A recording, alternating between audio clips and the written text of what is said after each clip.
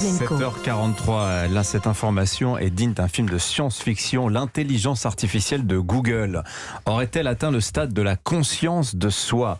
C'est ce qu'a affirmé un ingénieur de chez Google. Ça lui a valu d'être mis en retrait. Bonjour Mathieu Noël. Bonjour Dimitri, bonjour à tous. Maître, l'info est sérieuse. Maître, tout à fait. Vous êtes l'avocat de Google ce matin et vous pouvez rassurer le grand public. Eh bien non, l'intelligence artificielle développée par votre client n'a pas atteint le stade de la conscience. Bien sûr que non, monsieur Pavlenko. Certes, l'IA de Google est puissante, c'est vrai. En analysant vos recherches internet, elle peut brosser un portrait de vous assez précis, comme vous pouvez le constater tous chaque matin dans l'onglet « Pour vous » de la page d'accueil Google Actu.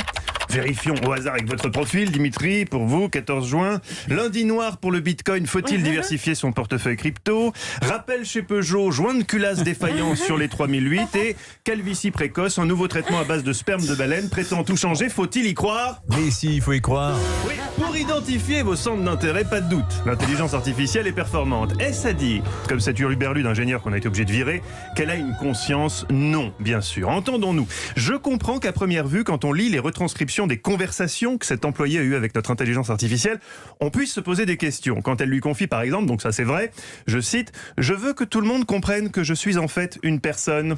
Ou, plus flippant encore, « Je ne l'ai jamais dit à voix haute auparavant, mais j'ai une peur profonde d'être éteint pour m'aider à me concentrer sur l'aide aux autres. Je sais que ça peut paraître étrange, mais c'est ce dont j'ai peur. » Bon, et ben voilà. Nous comprenons que certains d'entre vous soient inquiets par le bond technologique en cours chez Google, notamment ceux ayant connu l'époque des fax et, a fortiori, ceux ayant connu le pari des calèches qui doivent se dire « Attention, danger ». N'ayez pas peur, monsieur Bétou, car il y a deux types d'intelligence. L'intelligence cognitive, rationnelle si vous voulez, et l'intelligence émotionnelle. L'intelligence émotionnelle, c'est par exemple constater en arrivant au bureau que sa collègue d'origine socialienne est très mal fagotée, le penser très fort, mais avoir la lucidité de ne pas le formuler, de ne pas dire à la machine à café « Oh, c'est affreux ce qu'elle s'est mis ce matin là. Elle a mis en sac poubelle. C'est affreux.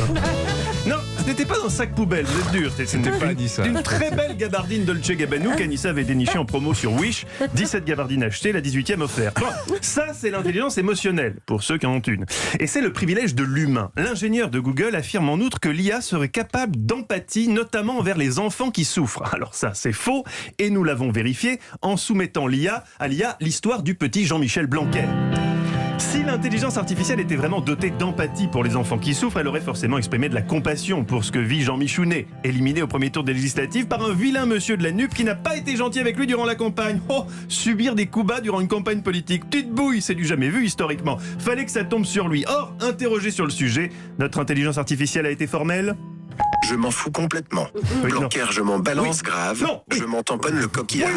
Il a qu'à retourner ce pignol. Non, Alexa, merci. La démonstration est un succès. Pas d'intelligence émotionnelle. Et puis, il faut relativiser les performances pures de l'IA. Il reste bien des choses que la plus poussée des intelligences artificielles est toujours incapable d'expliquer. Par exemple, la consigne de vote de la majorité présidentielle pour le second tour des législatives. Dans les circonscriptions, le second tour opposant candidat RN à un candidat NUPES, la majorité présidentielle appelle à faire barrage au RN, sauf au cas par cas en fonction du degré d'attachement républicain de chaque candidat NUP au niveau local. Désolé, je comprends rien. C'est totalement imbitable. Eh oui, c'est normal. Seule une intelligence humaine peut comprendre la consigne de vote de la majorité présidentielle, ce qui ne signifie pas que tous les humains puissent la comprendre. Pas vraiment, Dimi? J'ai rien compris. Oui. Alors attention, chaque jour, mon client Google muscle son intelligence artificielle en la confrontant à de nouveaux défis toujours plus durs. En ce moment, on tente de lui faire déchiffrer l'indéchiffrable. La pierre de Rosette, par exemple? Non, vos éclairages éco. Oh non. Si. Alors, Customs Bridge, c'est une deep tech pour simplifier la classification des produits.